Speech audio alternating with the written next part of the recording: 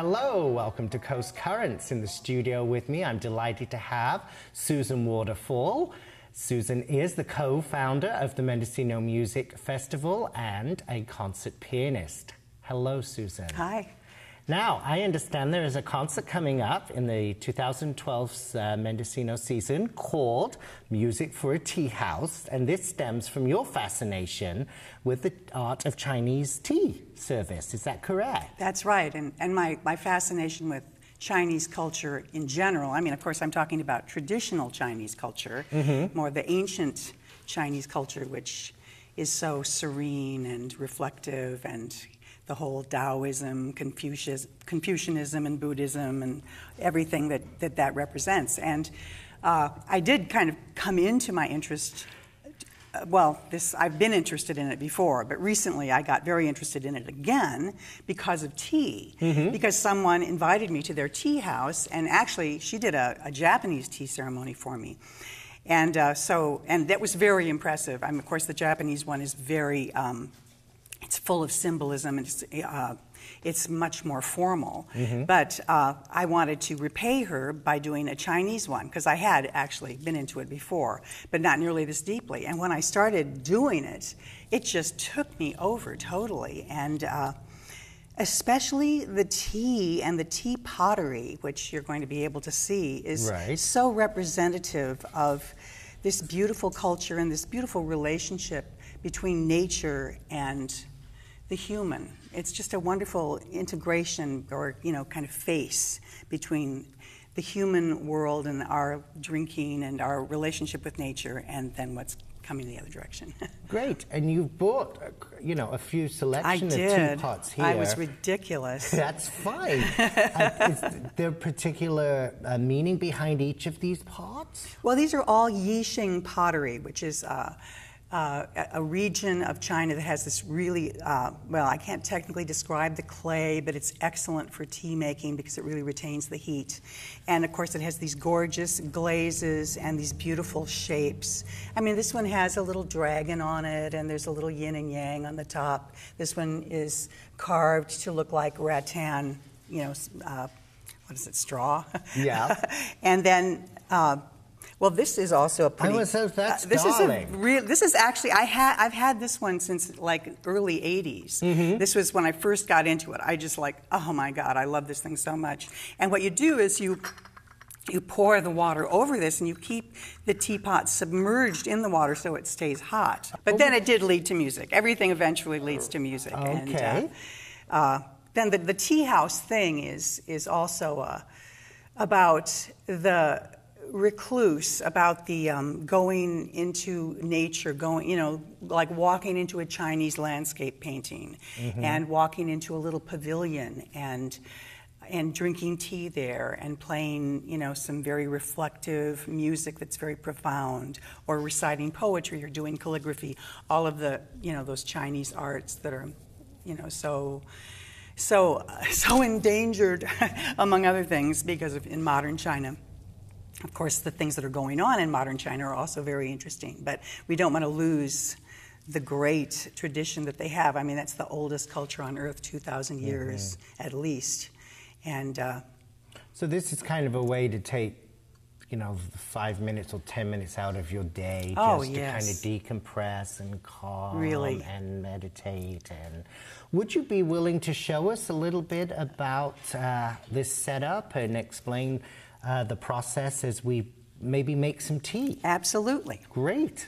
This tray that these things are sitting on is empty, so that you can pour water over things. Well, you're pouring water over, aren't you supposed to pour it on tea? Yeah, we're going to pour it on tea. What you actually do is you start out by sort of purifying everything with hot water, and enjoying the steam rising and the sounds of the pottery clinking. But fortunately, you don't have to be real careful, because that's why this tray is like this. So once I've done that, and this is all supposed to be whetting your appetite for your tea, I'm going to leave the water in these cups so that the cups stay nice and hot. But now I'm going to get out the tea. And that is a special tea caddy, or? Well, this is a Chinese tea caddy. Yeah, Okay. it's an extra lid that, so it really preserves the tea. And this is a lovely tea from Taiwan. It's called Honey Xiaolong. And it's a kind of oolong. It was just growing this year. This is a very fresh tea, although it's been oxidized. But you want to smell it?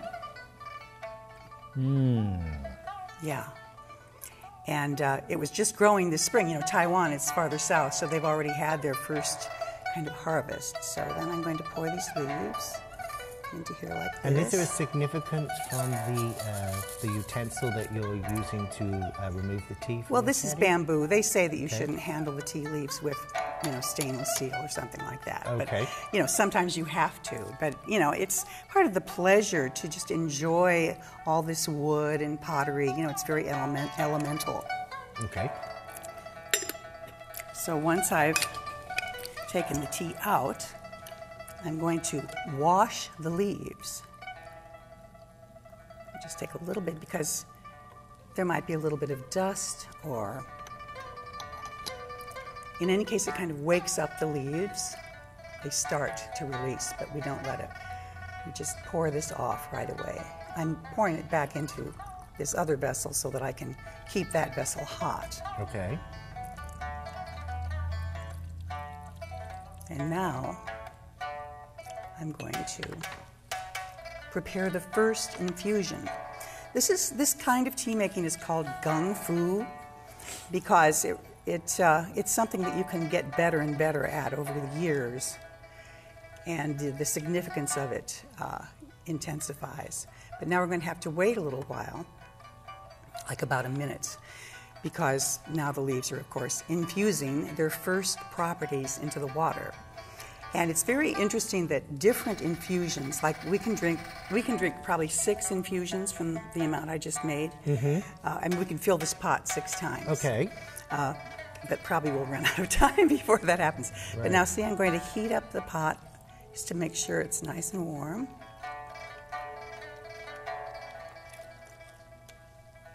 Now, are there particular types of tea that work better, or is it basically a personal preference? You can use any tea that you particularly like? You can use any tea you want, of course. But I mean, basically the oolongs are considered the connoisseur's tea. It's a huge range of flavors and qualities, and it all has to do, I mean, all of the tea plants, the black teas, the green teas, and the oolongs all come from Camellia sinensis. But the green ones are, they are oxidized the least. The oolongs the next most, and then the black teas, the English teas, those are really oxidized a great deal.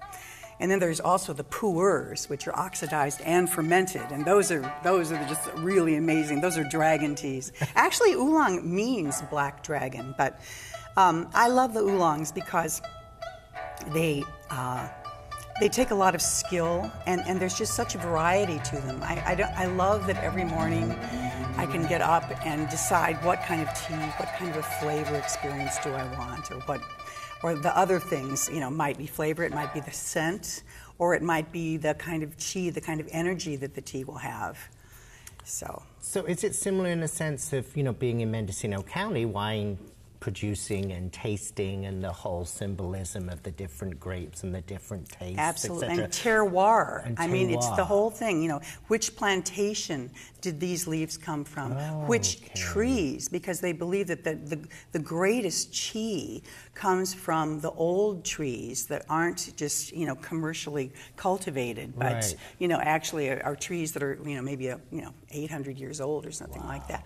But it is very much like the interest in wine or cheese, because there is the locality of it. And I think people are becoming very interested in tea now for the same reason. I think for everyone now, we're just wanting to experience the earth in a new way. Now, in the county, are there specific places that you can get the kind of quality of tea that you are featuring, especially today? Well, there's Mendocino Tea Company is selling teas, and I'm not sure what's going on over in Ukiah. Since I live in Berkeley half the time, I have access to all the tea in Chinatown, and there's some also very fine teas that you can buy in Berkeley. So people should maybe ask their local grocery stores or purveyors. Well, they can, but the thing is, you can go online and you can get, you can pay, $500, $1,000, $2,000 a pound for tea if you want to. It is like wine. Oh, it is like wine, totally. I mean, it's just ridiculous how much money people are spending on really fine teas that they can. Well, there's just such a difference. Right. There's the whole gambit then. Yeah, a whole gambit, exactly. Now, I bet this is ready now. Okay. So I'm going to pour this. Now, this is the sharing pitcher that I'm pouring it into.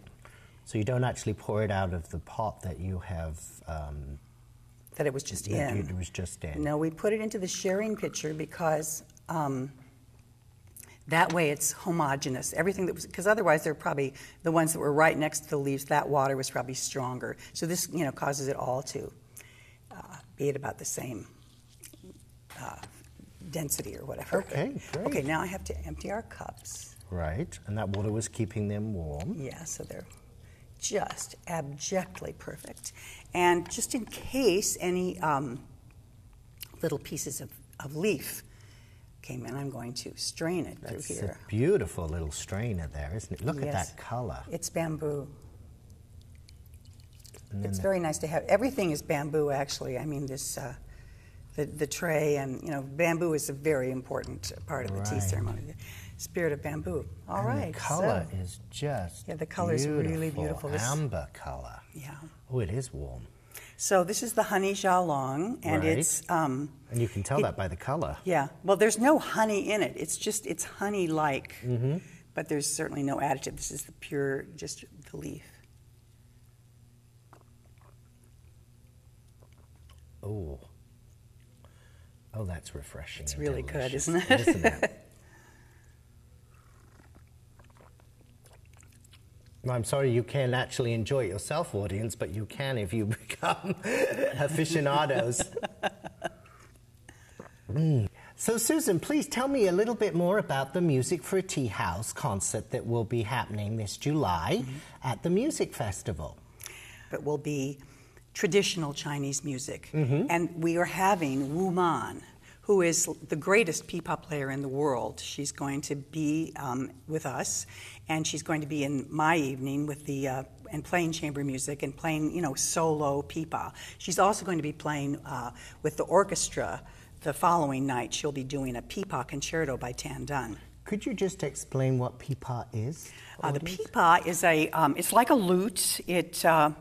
And her parents, Wu Man's parents, I mean, a lot of girls play this instrument. Okay. It actually came from Persia. Like before that, 2,000 years ago, it was only played by men in Persia. But in China, they started really liking the fact that you could see the girl's face, and she'd be playing it. And it just, like from the Tang Dynasty on, that was the instrument that young ladies were taught to play. Great. How would our viewers be able to attend this concert? Is there a way for them to be able to get tickets? Oh, absolutely. I mean, I think most people know about the Mendocino Music Festival. You can go to our website.